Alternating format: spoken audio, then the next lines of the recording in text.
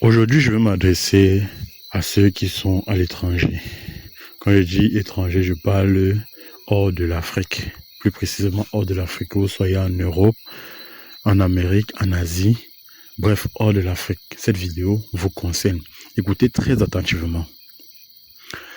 La plupart des personnes qui quittent l'Afrique pour l'étranger, vous allez constater que si vous n'êtes pas en harmonie avec vos ancêtres, vous allez rencontrer plus de problèmes que lorsque vous étiez dans votre pays d'origine en Afrique. Ok? Et dans cette vidéo, je vais vous expliquer pourquoi et comment remédier à ça. D'accord? Donc, restez scotchés et partagez cette vidéo parce que beaucoup ont besoin de ce conseil, ont besoin de ce que je vais dire dans cette vidéo aujourd'hui. Parce que beaucoup se retrouvent égarés en aventure, je vais appeler ça l'aventure, parce que quand vous êtes dehors, c'est parce que vous voulez vous chercher, vous êtes allé vous chercher pour revenir construire dans votre pays. Donc, beaucoup auront besoin de ces conseils que je vais donner dans cette vidéo. Donc, partagez au maximum pour pouvoir toucher un grand max de personnes. Ok?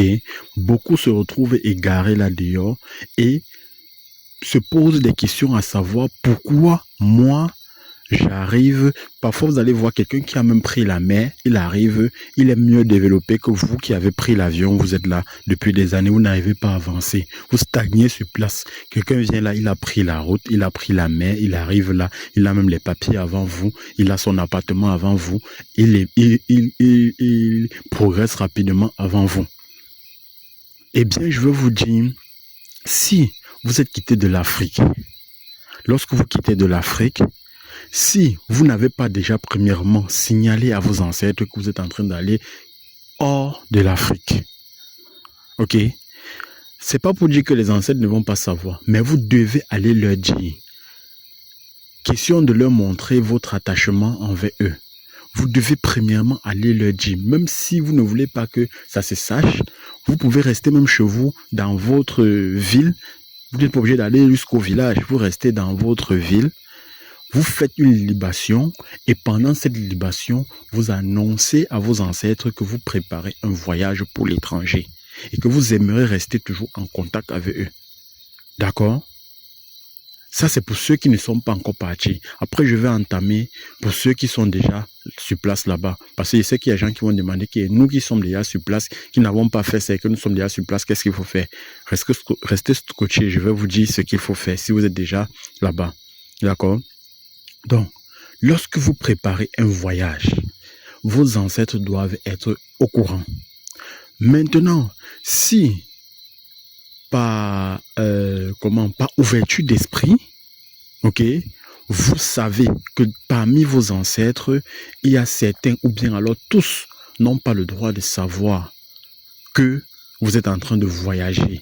Quand il dit n'ont pas le droit de savoir, ça veut dire que vous êtes sûr que ces ancêtres ne sont pas des ancêtres bienveillants, que parmi vos ascendants, c'est-à-dire parmi tous vos ancêtres, vous êtes sûr à 100% qu'aucun d'eux n'est bienveillant. Alors, vous n'avez pas besoin de les signaler cela. Maintenant, qu'est-ce qu'il faut faire? Dans ce cas, il faut couper les liens. Parce que si vous ne coupez pas les liens, ils seront au courant que vous avez voyagé et ce sont ces mêmes ancêtres malveillants-là qui vont vous créer des problèmes une fois que vous allez aller ou bien ils vont vous empêcher même de pouvoir partir. Et même s'ils vous laissent partir, c'est pas parce qu'ils ont été incapables de vous empêcher, mais parce qu'ils ont voulu vous laisser partir et vous faire vivre l'enfer là où vous êtes. Je vous assure, il y a des gens en Europe qui vivent l'enfer. Ils cherchent même un moyen pour rentrer dans leur pays, ils ne parviennent pas. Ok? Comment ça fonctionne? Si vos ancêtres sont malveillants, ok, ou alors il y a des ancêtres bienveillants et des ancêtres malveillants et que vous n'avez pas annoncé votre départ, qu'est-ce qui va se passer lorsque vous serez à l'étranger et que vous serez face à une situation mystique? Et laissez-moi vous dire, lorsqu'on vous atteint mystiquement, on prend le code de sang auprès de votre famille. Ça peut être auprès d'un ancêtre, ça peut être auprès d'un oncle qui est du côté sombre. Ils vont entrer en contact avec les membres de votre famille et voir ceux qui ne vous portent pas à cœur. Ce sont ceux-là donc qui vont vendre le code du sang.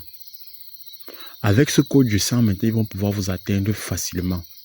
Alors, vous voyez maintenant le but de couper les liens au cas où vous n'êtes pas sûr que vos ancêtres sont en harmonie avec vous, bien sont bienveillants avec vous.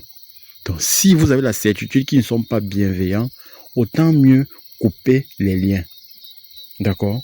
Vous coupez les liens avant de voyager. Ça va faire en sorte que si, une fois que dans le pays où vous êtes là, on veut vous atteindre, quand ils vont entrer en contact avec vos ancêtres, ils vont fouiller, les ancêtres ne vont plus vous reconnaître. Ils vont dire qu'on ne connaît pas celui dont vous êtes en train de parler. D'accord? On ne connaît pas.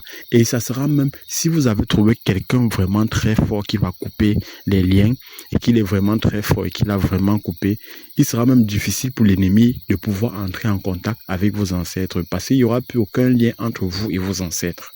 D'accord? Maintenant, il y a ceux qui masquent ce lien. Ok? Ce qui fait que on parvient à entrer en contact avec vos ancêtres, mais vos ancêtres ne vous reconnaissent plus. Ok? Donc, il y a deux méthodes. Voilà, ça c'est pour ceux qui sont en train de vouloir partir. Maintenant, ceux qui sont déjà sur place là-bas, une fois que vous êtes sur place, que vous constatez qu'il y a des choses qui ne vont pas, vous faites n'importe quoi, rien n'avance.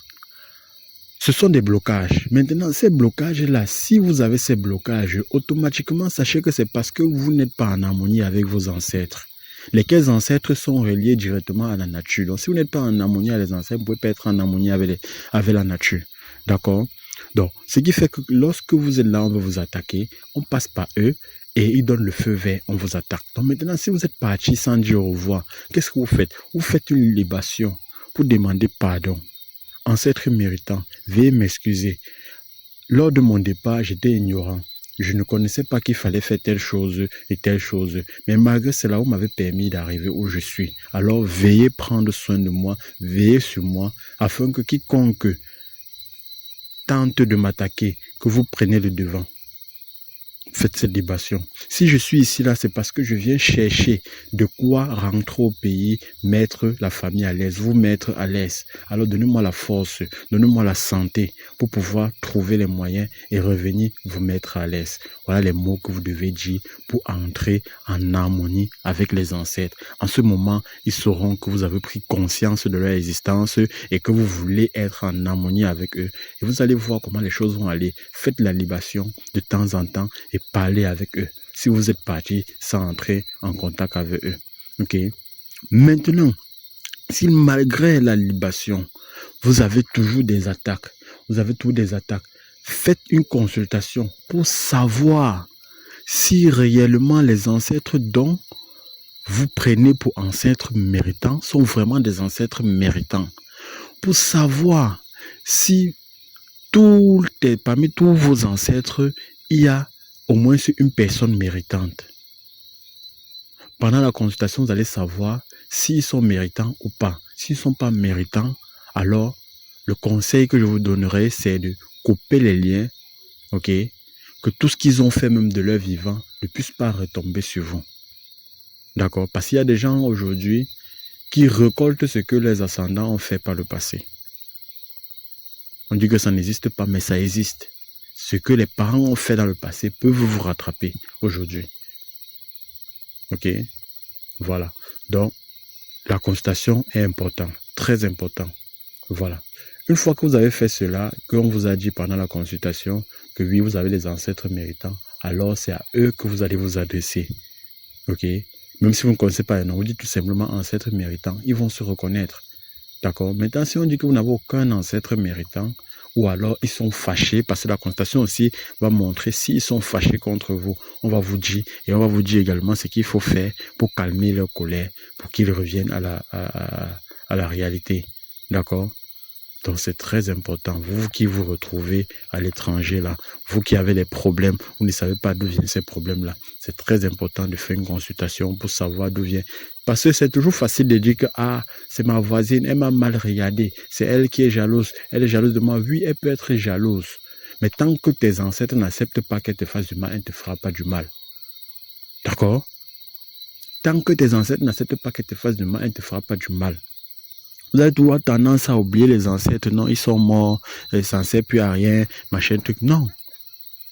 C'est eux qui permettent, qui donnent l'autorisation si on doit vous atteindre ou pas. Voilà.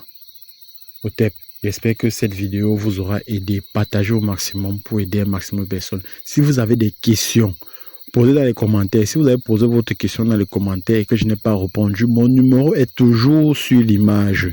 Vous prenez le numéro que je mets sur l'image, là, vous m'écrivez, vous posez vos questions.